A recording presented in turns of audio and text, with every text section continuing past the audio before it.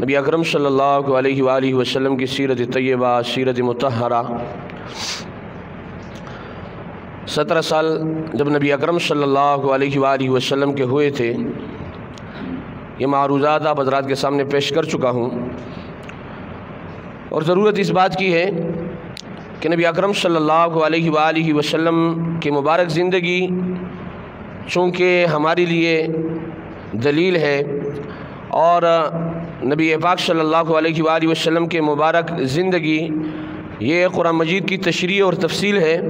اور اس لیے آرڈر اور حکم بھی ہے کہ لقد کان لکم فی رسول اللہ اسوۃ حسنہ، کہ نبی اکرم صلی اللہ علیہ وآلہ وسلم کے مبارک زندگی میں مسلمانوں آپ کے لیے سبق اور درس ہے۔ تو نبی پاک صلی اللہ علیہ وآلہ وسلم کے مبارک زندگی سے لوگ غلط استدلالات کرتے ہیں اور اپنے لیے دلائل اس سے چنتے ہیں، دلائل اس سے لیتے ہیں، اور ان چیزوں کو دلیل بنا کر پھر اس کو شریعت سمجھ کر گزرتے ہیں۔ تو نبی اکرم صلی اللہ علیہ وآلہ وسلم کے عمر جب 23 سال ہوتی ہے تو حضرت خدیجۃ الکبریٰ رضی اللہ تعالی عنہا کے مال تجارت کو لے کر جاتے ہیں، اور ان کا ایک غلام نبی پاک صلی اللہ علیہ وآلہ وسلم کے ساتھ ہوتے ہیں، اور نبی اکرم صلی اللہ علیہ وآلہ وسلم کے ساتھ راستے میں جو واقعات پیش آتے ہیں تو سارے کے سارے واقعات وہ غلام آ کر خدیجۃ الکبریٰ رضی اللہ تعالی عنہا کو سناتے ہیں۔ یہ نبی اکرم صلی اللہ علیہ وآلہ وسلم کا ایک دفعہ سفر ہے، اور نبی اکرم صلی اللہ علیہ وآلہ وسلم کو راستے میں جن چیزوں نے سلام کیے، چاہے وہ درخت تھے، چاہے وہ پتھر تھے، چاہے وہ نباتات و جمادات تھے، ان سارے کے نبی اکرم صلی اللہ علیہ وآلہ وسلم کے ساتھ جو غلام ہوتا ہے وہ سارے واقعات جو غلام نے دیکھے ہوئے ہوتے ہیں خدیجۃ الکبریٰ رضی اللہ تعالی عنہا کے سامنے پیش کر دیتے ہیں۔ تو نبی اکرم صلی اللہ علیہ وآلہ وسلم کو پتھر بھی راستے میں سلام کرتے تھے، اور موسیٰ خان البازی رحمۃ اللہ علیہ، اللہ رب العزت ان کے قبر کو نور سے بھر دے، اللہ رب العزت نے علم عطا کیا ہوا تھا، چند سال پہلے ان کا انتقال ہوا ہے، لاہور میں ہوا کرتے تھے۔ اپنے بارے میں فرماتے ہیں کہ میں جب بدر کے مقام پر گیا، نبی اکرم صلی اللہ علیہ وآلہ وسلم نے چونکہ بدر کا معرکہ لڑا ہے، اور اس معرکے میں نبی اکرم صلی اللہ علیہ وآلہ وسلم کے ساتھ 313 صحابہ تھے، اور ان 313 کو اللہ جل جلالہ نے ہزاروں پر فتح عطا کی ہے۔ تو فرماتے ہیں میں دل میں یہ سوچ رہا تھا کہ کس پتھر نے نبی اکرم صلی اللہ علیہ وآلہ وسلم کو دیکھا ہوگا، تو کہا میں نے 2 رکعت نفل پڑھے اس غرض سے، تو 2 رکعت پڑھنے کے بعد دعا کی، یا اللہ جس پتھر نے نبی اکرم صلی اللہ علیہ وآلہ وسلم کو دیکھا ہو، یا اللہ اس کا دیدار ہمیں نصیب ہو جائے۔ اللہ رب العزت نے وہ دعا ان کی قبول فرمائی، اور کہتے پتھروں سے آواز آنے لگی، تعال یا موسیٰ انی رأیت رسول اللہ صلی اللہ علیہ وسلم، پتھر صدا دے رہے ہیں کہ موسیٰ یہاں آ جاؤ، انی رأیت رسول اللہ، ہم نے بے شک رسول پاک صلی اللہ علیہ وآلہ وسلم کو دیکھا ہے۔ تو یہ آواز نبی اکرم صلی اللہ علیہ وآلہ وسلم کے وحی کے موقع پر بھی آتی تھی، یعنی یہ سلسلہ بعض ایسا ہوتا ہے کہ ہم اور آپ محسوس نہیں کر سکتے، یہ وہی لوگ محسوس کر سکتے ہیں جن کو اللہ رب العزت نے یہ مقام عطا کیا ہوا تھا۔ نبی پاک صلی اللہ علیہ وآلہ وسلم پر جب وحی نازل ہوتی تو جاڑوں کے موسم میں بھی نبی اکرم صلی اللہ علیہ وآلہ وسلم پر پسینہ پھوٹ رہے، اور ان کے پاس رہنے والے صحابہ کو یہ پتہ نہیں چلتا کہ نبی اکرم صلی اللہ علیہ وآلہ وسلم کو کیا بات کی جا رہی ہے۔ تو عرض یہ کر رہا تھا کہ خدیجۃ الکبریٰ رضی اللہ تعالیٰ عنہ کے غلام نے وہ سارے واقعات، وہ سارے باتیں جو کہ راستے میں پیش آئے تھے کہ نبی پاک صلی اللہ علیہ وآلہ وسلم کو پتھر سلام کر رہے ہیں، نبی اکرم صلی اللہ علیہ وآلہ وسلم کو درخت سلام کر رہے ہیں، نبی پاک صلی اللہ علیہ وآلہ وسلم کے اوپر بادل سایہ کر رہے ہیں۔ وہ سارے واقعات خدیجۃ الکبریٰ رضی اللہ تعالیٰ عنہ کے غلام نے خدیجۃ الکبریٰ رضی اللہ تعالیٰ عنہ کو بتائے، اور پھر خدیجۃ الکبریٰ رضی اللہ تعالیٰ عنہ نے نبی پاک صلی اللہ علیہ وآلہ وسلم کے پاس پیغام نکاح بھیجا ہے۔ یہ نکاح کا پیغام مرد کی طرف سے نہیں گیا ہے بلکہ خاتون کی طرف سے آیا ہے۔ خدیجۃ الکبریٰ رضی اللہ تعالیٰ عنہ نے نبی اکرم صلی اللہ علیہ وآلہ وسلم کو نکاح کا پیغام بھیجا ہے، اور نبی اکرم صلی اللہ علیہ وآلہ وسلم نے اس پیغام کو، ان کے بڑوں نے اس کو قبول کیا ہے، لیکن نبی اکرم صلی اللہ علیہ وآلہ وسلم عمر کے اعتبار سے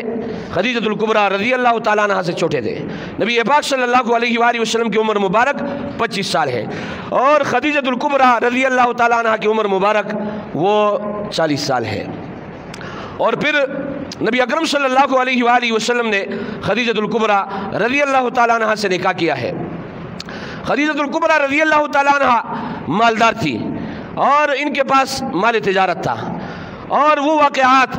جو نبی پاک صلی اللہ علیہ وآلہ وسلم کے وحی کے وقت نبی اکرم صلی اللہ علیہ وآلہ وسلم پر وارد ہوئے ہیں، اس میں تسلی کے لیے، اور نبی اکرم صلی اللہ علیہ وآلہ وسلم کو جو تسلی دی ہے خدیجۃ الکبریٰ رضی اللہ تعالیٰ عنہ نے دی ہے۔ تو علماء نے لکھا ہے گھر والی کی صفات یہ ہونی چاہیے جو حضرت خدیجۃ الکبریٰ رضی اللہ تعالیٰ عنہ میں پائے جا رہے ہیں۔ 25 سال کی عمر میں نبی پاک صلی اللہ علیہ وآلہ وسلم نے پہلی شادی کی ہے، اور اب یہاں پر میں اب حضرات کے سامنے ایک بات رکھ دیتا ہوں۔ میں نے ایک شخص سے پوچھا، محترم آپ نے 25 سال کی عمر میں شادی کی، تو اس نے جٹ سے جواب دیا کہ حضور پاک صلی اللہ علیہ وآلہ وسلم نے 25 سال کی عمر میں شادی کی ہے۔ میں نے پھر اس سے بات کی کہ نبی اکرم صلی اللہ علیہ وآلہ وسلم نے 11 شادیاں کی ہے، آپ کے لیے 11 کی اجازت ہے؟ تو نفی میں سر ہلایا۔ میں نے کہا نبی پاک صلی اللہ علیہ وسلم کا فرمان، آرڈر اور حکم یہ ہے کہ اولاد کا والدین کے اوپر حق ہے، جس طریقے سے والدین کا اولاد کے اوپر حق ہے، اسی طریقے سے اولاد کا والدین کے اوپر بھی حق ہے۔ اور حقوق میں سے ایک حق یہ ہے کہ جب آپ کا بیٹا بالغ ہو جائے تو آرڈر اور حکم یہ ہے کہ اس کی نکاح کرائی جائے اور اس کو ازدواجی زندگی میں منسلک کیا جائے۔ تو یہ آرڈر ہے، یہ حکم ہے۔ اب یہاں پر یہ دلیل پیش کرنا کہ اگر کوئی شخص، یعنی ہمارے یہاں قانون کیا ہے، 18 سال میں تو شناختی کارڈ بنتا ہے، اور 18 سال میں یہ آرڈر جاری کیا جاتا ہے کہ بچی کا عمر 18 سال ہو تب اس کا نکاح فارم بنے گا، حالانکہ یہ ایک غیر شرعی بات ہے۔ بچیاں 14 سال کی عمر میں بالغ ہو جاتی ہے۔ نبی پاک صلی اللہ علیہ وآلہ وسلم کا آرڈر اور حکم یہ ہے کہ جب بچے بالغ ہو جائے ان کے نکاح کرا دیے جائے، اور اس سے کیا ہوگا؟ معاشرے میں بے حیائی اور بدکاری دور ہو جائے گی۔ نکاح کی سنت کو اگر عام کیا جائے تو اس معاشرے سے بے حیائی اور بدکاری دور ہو جائے گی۔ لیکن میرے عزیز ساتھیوں، ہوتا کیا ہے کہ وہ قوانین ایجاد کیے جاتے ہیں کہ جس میں نکاح کی سنت کو بالکل ختم کیا جائے۔ ایک قانون پاس ہوا تھا، اور حقوق نسواء کے بل کے نام سے اس قانون میں یہ بات رکھی گئی تھی کہ اگر خاتون نوکری کر رہی ہے تو اس خاتون، جس سیٹ پر خاتون بیٹھی ہوئی ہے، اس سیٹ پر اگر مرد بیٹھا ہوا ہے، خاتون کی تنخواہ 20,000 ہونی چاہیے اور مرد کی تنخواہ 10,000 ہونی چاہیے۔ لیکن اس کے مندرجات میں یہ بات تھی کہ جب خاتون نوکریاں کرے گی تو یہ دیکھے گی کہ میرے برابری کا مجھے شخص مل جائے۔